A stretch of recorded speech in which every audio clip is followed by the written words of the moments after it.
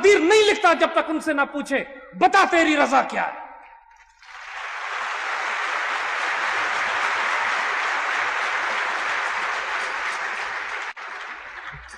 اللہ جس قوم کو عروج دینا چاہتا ہے اس میں ایسی جماعت کو پیدا کرتا ہے. پھر جب اس قوم پر وہ فیصلہ کر دیتا ہے کہ اب دو جہانوں کی قیادت اس قوم کو دی جائے گی، پھر اس قوم کی اکثریت اس جماعت کو، اس دعوت کو قبول کر لیتی ہے. تاریخ میں یہ مختلف ناموں سے ہر دور میں آتے رہے. میرے آقا سیدی رسول اللہ صلی اللہ علیہ وآلہ وسلم جس دعوت کو لے کر اٹھے، کائنات میں فرقان بنا دیا گیا آپ کو. جس نے آپ کی مخالفت کی دو جہانوں میں تباہ برباد کر دیا گیا.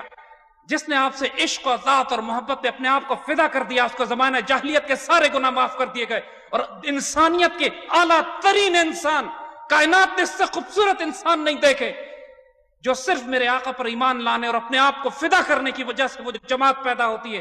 کہیں وہ ابو بکر صدیق کے نام سے مشہور ہوتے ہیں، کہیں عمر فاروق کے نام سے، کہیں عثمان غنی سعید، کہیں حیدر کرار کے نام سے، کہیں عشرہ مبشرہ کے نام سے، کہیں بیت رضوان کے صحابہ کے نام سے، کہیں اصحاب بدر کے شہداء کے نام سے، کہیں فتح مکہ کے مجاہدین کے نام سے. ان کو جس نام سے پکاریں یہ جماعت ایک ہی ہے. انبیاء، صدیقین، شہداء اور صالحین کی وہ جماعت جو حلقہ یارہ میں ریشم کی طرح نرم بھی تھی. اللہ کا امر ان کے ذریعے نافذ کیا جاتا تھا. یہ زمین میں اللہ کی نشانیت ہے. اور ہماری پوری تاریخ اسلام میں، ہماری 1400 سال کی مسلمان تاریخ میں اللہ نے کبھی اس امت کو تنہا نہیں چھوڑا.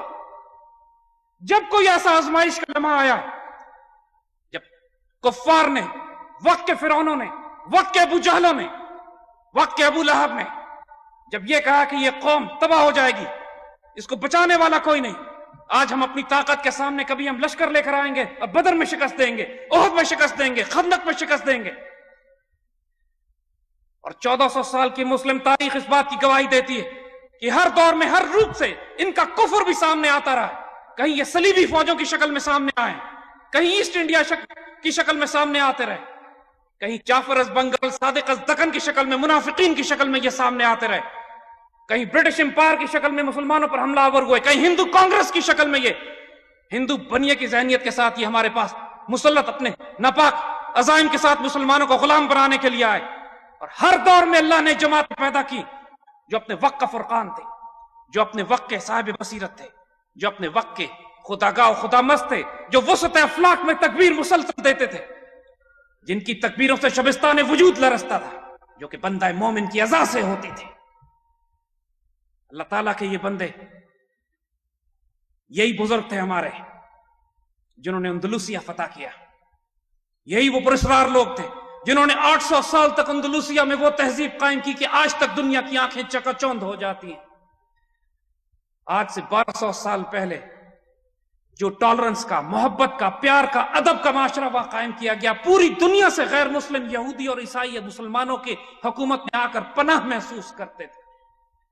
پوری دنیا میں سب سے ڈیولپ سیولائزیشن جہاں مسلمانوں نے اپنی حکومتیں قائم کی، جہاں ادب اور احترام کے ساتھ انسانیت بستی تھی. یہ پیغام صرف مسلمانوں کے لیے نہیں تھا، یہ پیغام انسانیت کے لیے تھا. حضور صلی اللہ علیہ وآلہ وسلم رحمت للعالمین صلی اللہ علیہ وآلہ وسلم میں عالمین میں بسنے والی ہر مخلوق جب مسلمانوں کے حکم کے تحت آتی تھی تو رحمت میں آتی تھی اللہ کے رسول صلی اللہ علیہ وآلہ وسلم. 800 سال مسلمانوں نے اندلسیہ پہ حکومت کی. ایک عیسائی اور یہودی کو تلوار کی زور پہ نہ قتل کیا گیا، نہ زبردستی مسلمان بنایا گیا. لیکن اس کے بعد جب اندلسیہ سے مسلمانوں کو نکالا جاتا ہے تو 200 سال تک جو اسپینش انکویزیشن کی پرسیکیوشن کی جاتی ہے، اس کے بعد آنے والے 400 سال اندلسیہ میں ایک اذان نہیں دی جاتی. اور صرف مسلمان نہیں، اس اسپینش انکویزیشن میں یہودیوں کو بھی نکالا جاتا ہے. اور آپ کو معلوم ہے کہ پھر وہ یہودی پناہ کدھر حاصل کرتے؟ اندلسیہ سے نکلتے ہیں، عیسائیوں کے ہاتھوں نکالے جاتے ہیں اور جاتے ہیں خلافت عثمانیہ کے پاس، دوسری مسلمان ریاست اور خلافت کے پاس پناہ حاصل کرتے ہیں. اور یہودیت کی پوری تاریخ میں یہودیوں کو کبھی عیسائی حکومتوں میں امن نہیں ملا. اگر کبھی سکون اور اطمینان ملا ہے تو اس وقت جب مسلمانوں کی حکومتیں وہاں قائم تھیں، چاہے وہ اندلسیہ ہو یا خلافت عثمانیہ ہو. اگر کائنات میں یہودیوں کو کہیں امن ملا ہے تو مسلمانوں کے تحت ملا ہے. یہ رحمت للعالمین کا عظیم ترین ثبوت ہے کہ جس پیغام کو ہم لے کر اٹھے وہ انٹالرنٹ، ظالم، دہشت گرد، ٹیررسٹ، ایکسٹریمسٹ نہیں ہے. اس سے زیادہ اعتدال والا، محبت والا، درگزر والا، معافی والا نظام انسانیت نے آج تک کبھی نہیں دیکھا. ہم جس نظام کو لے کر اٹھے ہیں، جس کی بات اب کر رہے ہیں، یہ وہ نظام ہے جس کے اندر عمر فاروق جیسے جلیل القدر خلیفہ یہ فرماتے ہیں کہ دجلہ کے کنارے اگر کوئی کتا مر جاتا ہے تو عمر ذمہ دار ہے اس کا. جن کی سلطنت میں بسنے والے یہودی اور عیسائی سیدنا عمر کے پاس اپنے آپ کو محفوظ تصور کرتے ہیں.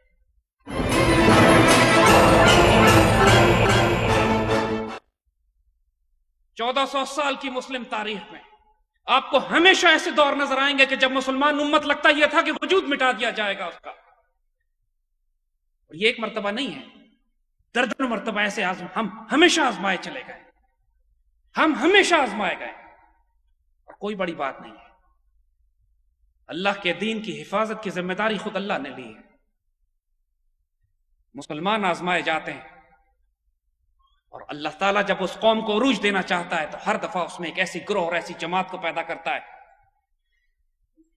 جو اٹھ کے بآواز بلند وہ اذان دیتے ہیں: We will never go down.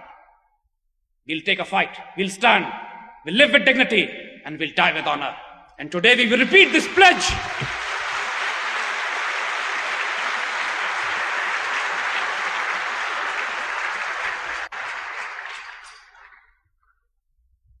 مسلمان ملت نے یہ وقت بھی دیکھا تھا کہ جب بیت المقدس شریف ہمارے ہاتھ سے نکلتا ہے.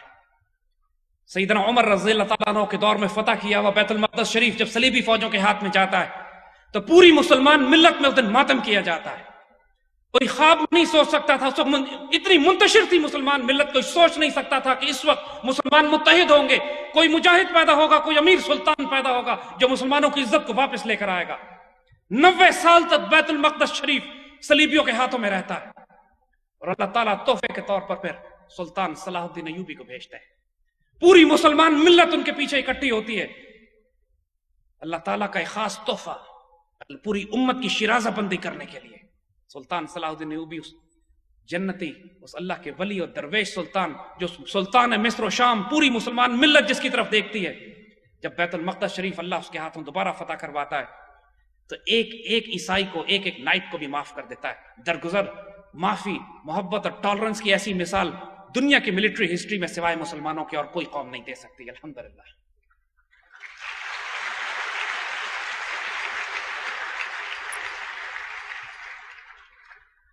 اور یہ وہی صلاح الدین ایوبی ہیں جن کو وہ تاریخ اچھی طرح معلوم تھی کہ 90 سال پہلے جب صلیبیوں نے بیت المقدس شریف فتح کیا تو مسلمانوں کا خون گھوڑوں کے گھٹنوں تک پہنچ رہا تھا. اس کے باوجود درگزر اور معافی کا راستہ اختیار کیا. سیدنا رسول اللہ صلی اللہ علیہ وسلم نے فتح مکہ پہ درگزر کا راستہ، سیدنا عمر نے بیت المقدس پہ درگزر کا راستہ، سلطان محمد فاتح نے قسطنطنیہ فتح کیا 1453 میں حضور کی حدیث کے مطابق، لاکھوں عیسائیوں کو درگزر کا راستہ. ہم جس دین کو لے کر اٹھے اس سے زیادہ ٹالرنٹ، محبت اور پیار کرنے والا اور معافی اور درگزر والا دین انسانیت نے کبھی نہیں دیکھا ہے. مسلمان ملت ہمیشہ آزمائی جاتی رہی ہے. اس وقت سے ڈرو بچوں کہ جس وقت دعائیں قبول ہونا بند ہو جائے اور کفارہ صرف شہداء کے خون ہو. جب قومیں اتنی بڑی غلطی کرتی ہیں، افراد کی، انڈیویجولز کی غلطیاں تو اللہ معاف کر دیتا ہے، تقدیریں معاف کر دیتی ہیں، لیکن اقوام کی، قوموں کی تقصیریں، غلطیاں، کوتاہیاں کبھی معاف نہیں کی جاتی. ہماری تاریخ میں ایسے بہت سے واقعات آئے ہیں جب مغلوں نے اللہ کے حکم کو چھوڑ دیا، جب ظلم کیا انہوں نے اپنی ذات کے ساتھ، تو 1000 سال مسلمان ریاست جو ہندوستان میں قائم تھی، اس کا زوال مغلوں کے ساتھ واقع ہوتا ہے. 7 سمندر سے پار آنے والے تاجر، لٹیرے، ایسٹ انڈیا کمپنی والے، جن کی آج بھی جن کے کردار، خصلتیں، نسل نہیں تبدیل ہوئی، جو پوری دنیا کو صرف لوٹنے اور کھسوٹنے کا کام کر رہے ہیں، پوری انسانیت جن کی تکلیف میں آج بھی مبتلا ہے، اس وقت ایسٹ انڈیا کمپنی کے روپ میں جو آتے ہیں، ان مغلوں کی اجتماعی غلطیوں کا کفارہ چند مسلمان مجاہدین نے دینے کی کوشش کی. فرید الدین اتار کی طرح سعادت کی زندگی گزاری، شہادت کی موت مرے. سراج الدولہ بیٹل فیلڈ میں جان قربان کی. ماشاءاللہ. نہ ٹیپو سلطان جب ان سے کہا کہ ہتھیار ڈال دیجئے انگریزوں کے آگے، تو شیر اور دلیر نے کہا کہ شیر کی ایک دن کی زندگی گیدڑ کی 100 سال کی زندگی سے زیادہ قیمتی ہوتی ہے۔